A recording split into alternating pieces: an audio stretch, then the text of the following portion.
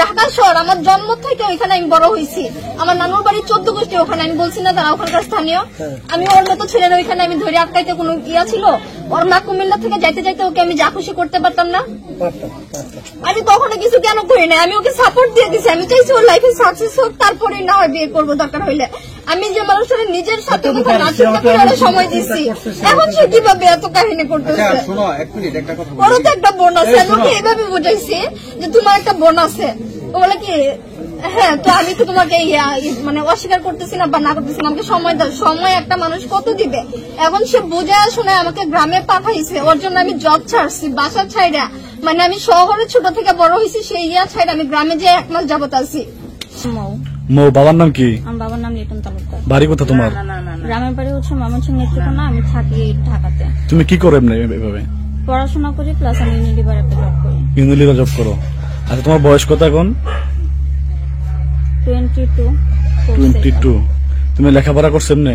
হ্যাঁ, লেখাপড়া। কোথায় পড়াশোনা করছো? আগারকাল তালতলা সরকারি কলেজ উচ্চ বিদ্যালয়। আচ্ছা আচ্ছা। এখন তোমার সাথে ওর পরিচয় কি হচ্ছে, মানে কিভাবে? ওর সাথে হচ্ছে আমার ও ইভেন্ট ম্যানেজমেন্টে আছে, তো ওই জব সূত্রে একটা ইয়াতে আর কি, মানে আমি ওই অফিসে আগে কল সেন্টারে ছিলাম, তো গত 2 বছর আগের কথা। ওইখানে ওই অফিসে আমি বের হয়ে আসার পর ও ওইখানে জব দিতে গেছে, তো ওইখানে আমি পরে আমার একটা কাজে যাই, যাওয়ার পরে ওর সাথে ওইখানে আমার পরিচয় হয়। হওয়ার পরে ও আমার নাম্বার রাখে, তারপর থেকে মাঝে মাঝে কথাবার্তা হইতে হইতে একটা সময় আর কি একটা সম্পর্কে যায়। যাওয়ার পরে মানে যেহেতু আমি এই পর্যন্ত আসছি, এখানে তো আমি সব বলতে হবে না, বললে আপনারা বুঝবেন না। তো একটা সময় সম্পর্কটা অনেক ডিপলি হয়। ডিপলি হওয়ার পরে রামপুরা বনশ্রী এ ব্লকের 7 নম্বর রোড 7 নম্বর হাউস, আপনার বাড়িওয়ালার নাম হচ্ছে ইমন। ওই বাসা আমরা ভাড়া নেই, ওইখানে হাজবেন্ড ওয়াইফের পরিচয় আমরা থাকি। তো ওই নির্বাচনের সময় ও যখন 1.5 মাস গ্রামে ছিল, পরীক্ষা দিতে যাইতো প্রতি সপ্তাহে, এমনিতেও ঢাকার এটা কাজের কথা বলে যাইতো, তখন ওই বাসারই থাকতো। আর তখন অনেক লেট করে যেত, বাসার দারোয়ান সাক্ষী আছে যে রাত 2টা বাজে একদিন গেছি, আমি নিচে নেমে গেট খুলাইয়া গেছি, কারণ 12টার পরে ওই গেট বন্ধ থাকে, 12টা বাজবে। তা আমার কথা হচ্ছে, সে আমাকে বিন্দু পরিমাণ আশ্বাস না দিলে, আর আমি তো ওর মার নাম কি এটা তো আর আমি আগে থেকে জানতাম না, ও আমাকে সবকিছু ওর ফ্যামিলি বলছে। এটা নর্মাল বিষয় না, একটা রিলেশন থাকলে তো ছেলে মেয়ের কাছে সব শেয়ার করবে, মেয়ে ছেলের কাছে শেয়ার করবে, এটা তো কমন বিষয়। আর যেটার কথা ওনারা বলছে ফিজিক্যালির কথাটা, এটাও কমন। হ্যাঁ, এটাতে আমার দোষ আছে, আমি ওকে কেন প্রশ্রয় দিচ্ছি? এখন একটা ছেলেকে কখনো একটা মেয়ে ব্ল্যাকমেল করে আবার জোর করে নিতে পারে না, ছেলের ইচ্ছা না থাকলে। আর সে আমাকে যদি কোনো আশ্বাসই না দেয়, দুনিয়াতে ছেলের অনেক অভাব পড়ছে, আমি কেন ওর কাছে আসতে যাবো? ও তো অনেক কোটিপতি বা অনেক এরকম তো কোনো কিছু না। তোমাদের সম্পর্ক কয় মাস ছিল? যাই হয়েছে, সে আমার সাথে দেখা করবে না, আমার সাথে এটা সমাধান বের করবে না। তারপর আমি তার মাকে, সে যখন আমাকে ইগনোর করতেছে, আমি তার মাকে কল দিছি। আন্টির সাথে কথা বলার পরে আন্টি আমাকে বলছে সেই বিষয়ে কিছু জানে না। পরে আমি ঠিক আছে আন্টি, আমি আপনাকে বলছিলাম এটা একটা ভালো সমাধান আপনি দিতে পারতেন, হয় আপনি ওকে সহ আমাকে ডাকাইতে পারতেন বা আপনি আমার গার্ডিয়ান ডাকাইতে পারতেন, একটা কথা বের হতো। কিন্তু আপনার যেহেতু কিছু বলাই নাই, তাহলে আমি আমার মতো করে ব্যবস্থা নেই। তো গত মাসে 26 তারিখে হচ্ছে, মানে 25 তারিখে ও আমার বাসায় লাস্ট আসে, 26 তারিখে ও আমাকে বুঝায় শোনায় গ্রামে পাঠায় যে হচ্ছে তুমি এখন গ্রামে যাও, আমি নির্বাচনে অনেক ঝামেলা গেছে, অনেক সমস্যায় আছি, আমি হচ্ছে কিছুদিন পরে সমস্যাগুলো সলভ করে আমি তোমাকে যাই নিয়ে আসবো, এর মধ্যে বিয়ের ব্যবস্থা সে করবে, এরকম আশ্বাস দিচ্ছে। মানে কন্টিনিউ 1 মাস সময় লাগবে, 15 দিন লাগবে, 2 মাস লাগবে, এরকম করে সময় নিতে নিতে সে সময় পার করতেছে। আমি তাকে এভাবে বুঝাইছি যে আমি একটা মেয়ে মানুষ, আমি ফ্যামিলিতে কন্টিনিউ ম্যানেজ করতে পারবো না, তার উপর আমি ফ্যামিলি বড় সন্তান, আমার ছোট বোন আছে আরো 3টা, আমরা 4 বোন। তারপরে সে এরকম সময় নিতেছে। তারপরে হচ্ছে সে একটা সময় যে আমি যখন বলছি যে দেখো তুমি যদি আমাকে কোনো সমাধান না দাও, আমি কিন্তু তোমার বাড়িতে যাই, তোমার মার কাছে বিচার দিব। তো এইগুলো বলার পরে সে আমাকে ব্লক, মানে ঝগড়াঝাটি করতে করতে একটা এক্সকিউজ পায়া ব্লক করে দিছে সবকিছু থেকে।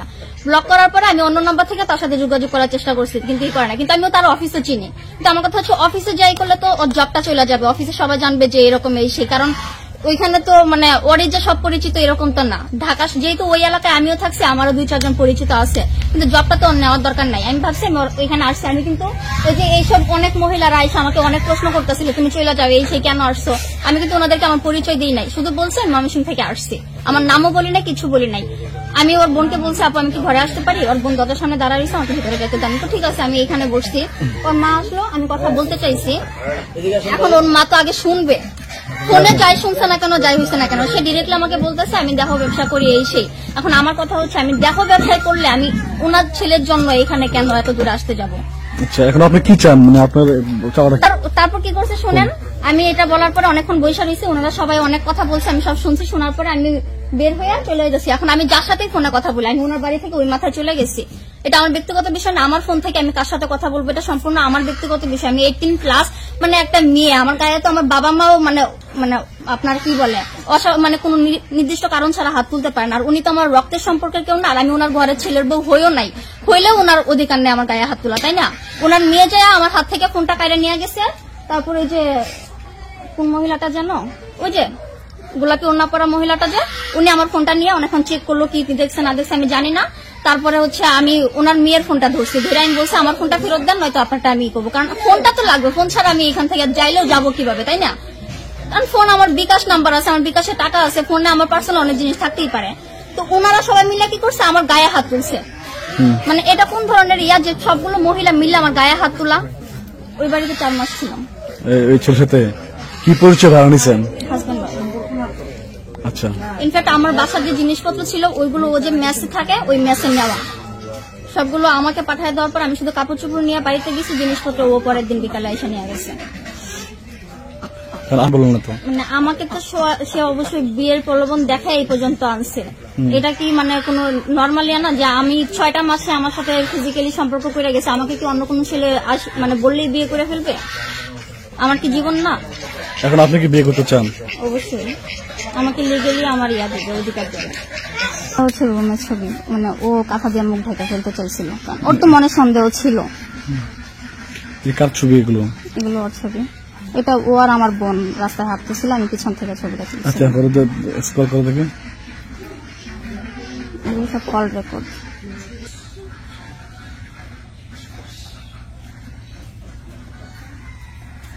এমনি এই ছবি ছাড়া ছবি নাই? ডিলিট করে দিয়েছে আমার ফোন থেকে। এটা ডাকে সবাই, কিন্তু কাগজে কলমে তো ইমরান হোসেন। হ্যাঁ, বাবার নাম জানেন আপনি? মোবারক হোসেন। বাবার নাম মোবারক হোসেন। বাড়ি কোন জায়গায়? বাড়ির ঠিকানা কি বলছে আপনাকে? বাড়ির ঠিকানা ওই যে পূর্ব ফাতেহাবাদ, চান্দারপাল। বলছে ওর নাম বললেই সবাই চিনবে। ও বলছে দেবিদ্বার থেকে ওর নাম বললেই সবাই চিনবে। এই জন্য আপনি চিনে চিনে আসছেন? আমি তো ওর ঠিকানা জানি, ওর আইডি কার্ড আমার কাছে আছে না, আইডি কার্ডের ফটোকপি। কারণ যেহেতু আমরা একসাথে থাকছি, ওর জিনিসপত্র তো আমি দেখছি, এটা স্বাভাবিক বিষয় না? আপনি বিয়ে ছাড়া কেন থাকলেন সাথে? এটা আসলে কোন প্রথম অবস্থায় আমি নিজে জানতাম না। আমি আপনাকে বলি, আমরা হচ্ছে আপনার ইউনিলিভার কোম্পানি থেকে একটা প্রজেক্ট হয়েছিল ডাবের কলেজ ক্যাম্পে, ওই প্রজেক্টটাতে ও ছিল। তো যাতে আমাদের কন্টিনিউ যোগাযোগ মানে দেখা সাক্ষাৎ হয়, এই জন্য ও আমাকে ওই প্রজেক্টটাতে নিয়েছে। তো টিমের ইউনিলিভার থেকে হচ্ছে আপনার বাসা টিমের দেওয়া হয় আলাদা, ছেলে মেয়েরা আলাদা আলাদাই থাকে, বাট কোম্পানি অনুযায়ী বাসা দেওয়া হয়, কোম্পানির গাড়ি থাকে, ওরা গাড়িতে নিয়ে যায় কাজে, আবার বাসায় এনে আর কি ছেড়ে দেয়। তো ও হচ্ছে একদিন আমরা কাজের জন্য গাড়িতে বের হয়ে চলে আসার পরে আপনার মোড়ে চলে আসছি, তখন ও আমাকে কল দিচ্ছে, ওর ইমার্জেন্সি কি একটা দরকার আছে, গাড়ি থেকে নেমে বাসার সামনে যাইতে বলছে। তো আমি আসলে বাসার সামনে নর্মালি গেছি, কারণ এটা তো হচ্ছে আমি এখন প্রপারলি ড্রেস করে রেডি হয়ে আমি প্রোগ্রামে যাইতেছি, আমি তো জানি না ওর মনে কি আছে। তখন ও জোর করে আমার সাথে ফার্স্ট টাইম ইয়া করছে, তখন আমারও কোনো প্ল্যান ছিল না, ওর যে মনের মধ্যে কি ছিল এটা আমি জানতাম না। আর তারপর যেহেতু 1-2বার যদি এটা হয়, তখন তো এটা কমন হয়ে যায়, যেহেতু আমি তার সাথে রিলেশনে আসি। আর সেও বলছে তার কিছুদিন সময় লাগবে, পরে সে বিয়ে করবে, কারণ হচ্ছে তার আগে একটা বিয়ে হয়েছিল, ওই কথাটা আমার কাছে লুকাইছে। এই ও হচ্ছে আপনার এসএসসি দিয়েছে 14তে, এইচএসসি 16তে। ও যখন অনার্সে ভর্তি হয়েছে তখন হচ্ছে একটা মেয়ের সাথে রিলেশন হওয়ার পরে, মানে ইন্টার থেকে মেয়েটার সাথে রিলেশন পরে বিয়ে করছে। মেয়েটা ঢাকারই, 1 লাখ টাকা কাবিন দিয়ে আপনার বাড্ডারকুন কাজী অফিসের জন্য বিয়ে করছে।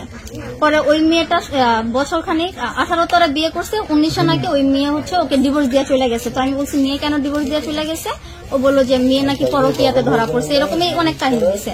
তারপর ওর মা নাকি হচ্ছে কাবিনের টাকাটা মেয়েকে ফেরত দিছে, মেয়ে চলে গেছে।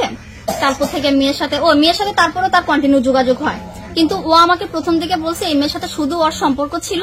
তারপর মেয়েকে একদিন ফ্যামিলি থেকে দেখতে আসা বিয়ে পড়ায় নেয়, মানে ওকে সময়ও দেয় না মেয়ে বিয়ের জন্য। এই কথাটা সম্পূর্ণ লুকায় গেছে। গত নির্বাচনের পরে যখন ওই যে আন্টি ফেল করলো, তারপর তো ও অনেক ডিপ্রেশনে চলে গেছে। আন্টি নাকি ওকে ফোন দিয়ে অনেক কান্নাকাটি করছে, এগুলো তো অনেক ডিপ্রেশনে গেছে। তো কন্টিনিউ যেহেতু মানুষটা আমার সামনে কান্নাকাটি করতেছে, খাওয়া দাওয়া করতেছে না, আমি অবশ্যই জিজ্ঞাসা করবো না কাহিনী কি। তখন সে বলতেছে এরকম। তখন আমি তাকে বলছি যে ঠিক আছে আমরা হচ্ছে বিয়েটা করে নেই, দরকার হলে আপনি পরে সময় নিয়েন, আমি যতদিন সময় লাগে আমি পরে দিব। পরে বলতেছে যে না এই মুহূর্তে না, আমার কিছুদিন সময় লাগবে, 6 মাসের মতো একটু করো, অন্যদের তুমি 2-3 মাস গ্রামে যায় থাকো, এই 2-3 মাসে আমি অনেক টাকা পয়সা নির্বাচনে খরচ হয়েছে, আমি সব গুজগাছ করে আমি তোমাকে দেওয়ার পরে নিয়ে আসবো না। আর এর মাঝখানে তুমি হচ্ছে কারোর সাথে কোনো যোগাযোগ করার দরকার নাই। আমার অনেক ফ্রেন্ড সার্কেল সবার সাথে যোগাযোগ করতে না করছে। তারপর হচ্ছে মানে ও আমার ফোন থেকে অনেক কিছু ডিলেটও করছে কত, এখন ওর মনে, আমি তো ওরে বিশ্বাস করছি, ওর মনে যে খারাপ, আমি আপনার সাথে কথা বলতেছি, আপনি চাইলে আমার এই ভিডিও নেটে ছাড়া দিয়ে যা খুশি করতে পারেন, অনেক কিছু লিখতেও পারেন, আপনার মনে কি আছে এটা তো আমি জানবো না, তাই না? না, না। আর একটা মানে একদম তো এরকম না যে দুনিয়াতে হচ্ছে এটা 2023 সাল চলতেছে, আমি তো এতটাও মানে স্টুপিড হয়ে যাই নাই যে একদম কোনো আস্থা আশ্বাস ছাড়াই আমি একটা ছেলের সাথে থাকবো। ঢাকা শহর তো ছেলের অভাব করে নাই, যেহেতু আমি জন্ম থেকে ঢাকায় আছি, এমন না যে ওর থেকে কোনো ভালো ছেলে আমাকে প্রপোজ করে নাই বা আমার বিয়ের জন্য প্রস্তাব আসে নাই, ঠিক আছে, তাই না? তো অবশ্যই ও আমাকে আশ্বাস দিচ্ছে, আর আমি তো ওকে বিশ্বস্ত মনে করেই আমি কন্টিনিউ করে গেছি। ও আমার ফোনে সবকিছু চেক করতো, ওর ফোনটা আমি কখনো হাতও দিতাম না, মানে আমি চাইতামই না নিজের থেকে, কারণ আমি ওরে এতটাই বিশ্বাস করতাম। ও আমার বাবা মা তুললে গালি দিত, আমার গায়েও হাত তুলছে, তারপরে আমি কখনো কিন্তু আমি ওর মারের বিচার দিই নাই, কল দিই নাই। আজকে একটা মেয়ে কোন পর্যন্ত গেলে বাড়ি পর্যন্ত আসতে পারে? আচ্ছা, কদিন ধরে আপনার সাথে রিলেশন সম্পর্ক নাই? কয় মাস নাই? আমি আমাকে বাড়িতে পাঠাইছে গত মাসে 26 তারিখে, তারপর থেকে হচ্ছে আপনার ফোনে যোগাযোগ দেখা নাই, আর গত এক সপ্তাহ প্রায় 10 দিনের মতো হয়ে গেছে ওর সাথে টোটালি আমার যোগাযোগ নাই, আমাকে সবকিছু থেকে ব্লক করে দিছে। ব্লক তো করছে, আমার উপর অনেক ব্লেম দিতেছে। এখন আমার কথা হচ্ছে, তুই আমার উপর ব্লেম দিতেছিস, ঠিক আছে, আমি দেখো ব্যবসায়ী, আমি অনেক ছেলেদের সাথে কথা বলি, তাহলে তুই কেন আমার কাছে আসছিলি, তাই না? যাই না শুনে তখনই যদি বুঝছিলি তাহলে তখন আমাকে ওইখানে সব ছিঁড়া ফেলাইতে। একটা মেয়ে তো আর মানে জোর করে একটা ছেলের সাথে থাকতে পারবে না, একটা ছেলে না চাইলে। এই যে মহিলারা আমার মারধর করে তারা দিতে পারতেছিল, আমি মহিলাদের সাথে পারি না, তাহলে আমি ওর সাথে পুরুষ মানুষের সাথে পাইরে উঠতে পারতাম? আচ্ছা, ঠিক আছে, আর কথা আর কিছু বলবেন? মানে আমি হচ্ছে ফেলনা যে হয়ে এই গেছি। গ্রামের বাড়ি কোন জায়গা? আপনি নেত্রকোনা পূর্বতলা থানা, পুরো থানা কোন গ্রাম? ধুবারোহী। হ্যাঁ, ধুবারোহী। একটু জোরে কোন? ধুবারোহী। দোপারোহী, মানে নেত্রকোনার পূর্ব জেলা নেত্রকোনা, থানা পূর্বতলা, গ্রাম ধুবারোহী। আপনার আব্বার নাম কি বলেন যেন? লিটন তালুকদার। এখান থেকে যাবে না কেন? আমি এত দূর থেকে আসছি, এত সংগ্রাম করতেছি কি যাওয়ার জন্য? কি ও আমাকে যে মানে আমি তো কোনো খেলনা না অবশ্যই, যে ওর মন চাইবে ও আমাকে ইউজ করবে।